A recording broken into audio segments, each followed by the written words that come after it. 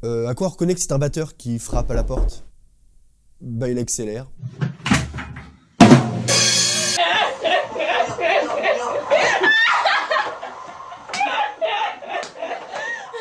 Oui bon bah voilà, je voulais juste faire une petite intro qui change un petit peu comme ça. D'ailleurs si vous avez d'autres blagues sur les batteurs, lâchez-vous dans les commentaires. Lâchez-vous. Bonjour à vous tous et merci de regarder cette vidéo sur YouTube ou les réseaux sociaux. Et bienvenue au lecteur de base. Ah bah non, c'est pas du tout c'est pas une vidéo avec Battery Mag. Alors oui, c'est vrai qu'aujourd'hui je triche un petit peu parce que ce n'est pas une vraie nouvelle vidéo, mais plutôt un extrait d'une ancienne que j'ai sortie il y a...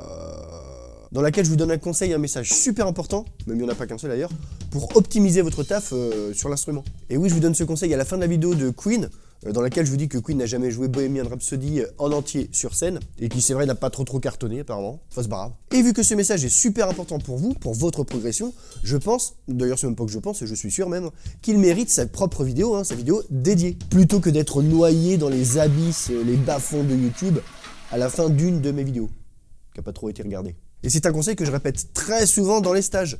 Donc autant vous en faire profiter, vous aussi. Et en plus dedans, je vous explique comment est enregistré un album, comment on prépare un studio, et tout ce qui tourne autour. Et vous allez voir aussi que cette vidéo n'est pas du tout réservée qu'aux batteurs. Donc n'hésitez pas non plus à la partager autour de vous, à votre pote bassiste, guitariste, violoncelliste et plaquiste.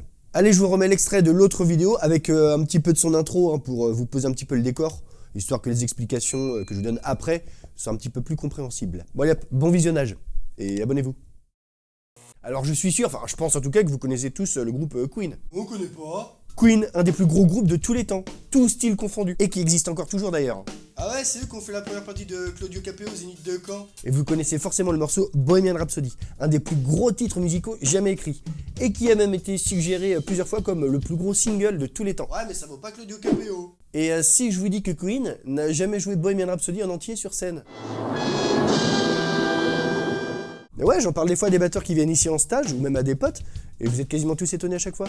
Bon, à mon avis, il y a quand même une ou deux exceptions, mais de toutes les vidéos qui existent, des lives qu'ils ont donnés de 1975, date de la sortie de l'album A Night at the Opera, merci pour l'accent, dans lequel figure forcément Bohemian Rhapsody. Jusqu'en 2020, oui 2020 parce qu'après il y a eu la pandémie, que je pense que tout le monde connaît, avec les concerts qui sont arrêtés, tout ça. Et ben il n'y a pas une seule fois où ils jouent Bohemian Rhapsody en entier, tel qu'on le connaît, avec la petite partie opéra, rock, etc. J'ai bien fait là. On parle quand même d'un immense groupe qui joue sur scène dans leur plus gros chef-d'œuvre, mais pas en entier. Soit ils s'arrêtent juste avant le fameux passage opéra, vous voyez, avec toutes les voix, etc., et ils enchaînent sur un autre morceau, ou alors ce passage-là est bien gardé, mais c'est une bande. Eux, ils ne le jouent pas. Eux, ils se barrent de scène, alors je sais pas, moi, pour aller boire un coup, ils vont aux chiottes. Mais attention, j'adore réellement Queen, j'ai un immense respect pour leur carrière, la voix de Freddie, le jeu de Roger Taylor, le son de Brian May. Brian May qui a d'ailleurs un doctorat en astrophysique. Le mec, à 16 ans, il fabrique lui-même sa propre guitare, avec l'aide de son père, avec des bouts de cheminée, des soupapes de moto, etc. C'est la fameuse Red Special. Parce qu'il trouvait que les guitares qui étaient sur le marché, dans le commerce à cette période-là, bah, ce n'est pas si bien que ça. En 1974, il met en pause ses études d'astrophysique pour se consacrer à Queen, qui a pas trop mal marché après.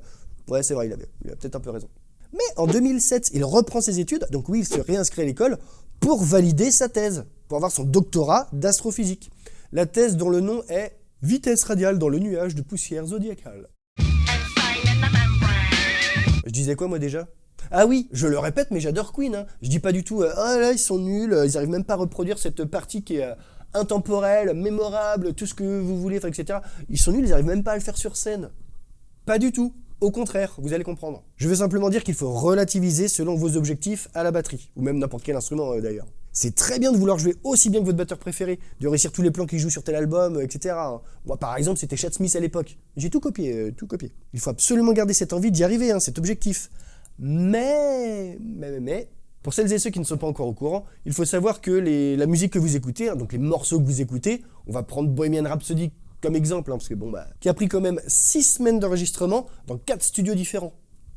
Mais ça fonctionne avec quasiment toutes les musiques que vous écoutez. J'ai bien dit quasiment. Je répète, quasiment. Il y a des exceptions, et heureusement. Il faut savoir que le résultat final, donc le morceau tel qu'on le connaît, tel qu'on l'écoute, c'est simplement la meilleure des prises, de toutes les prises qu'a fait le batteur, si on parle que le batteur, qui a été gardée. Bah oui, logique. Oui, c'est logique.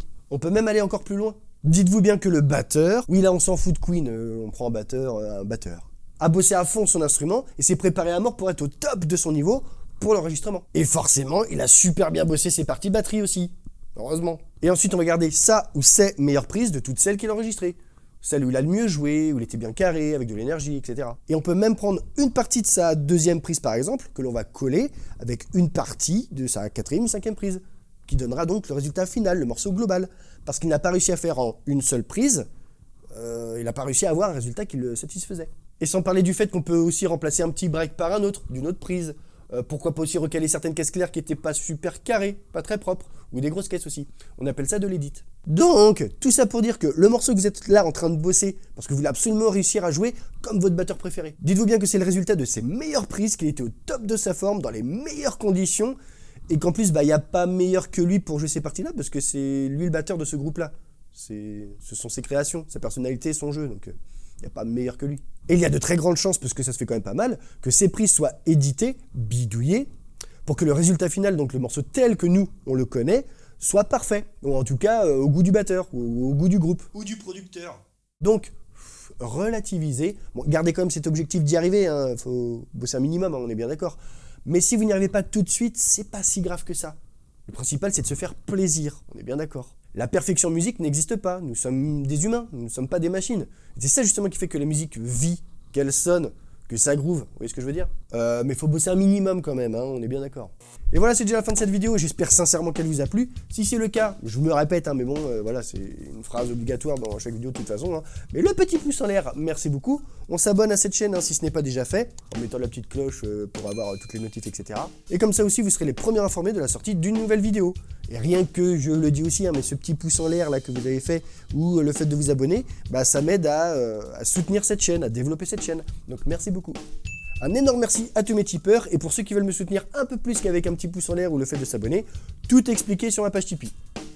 Allez, comme d'habitude, commencez doucement, soyez patient, et surtout, faites-vous plaisir, et relativisez aussi. Allez, bye!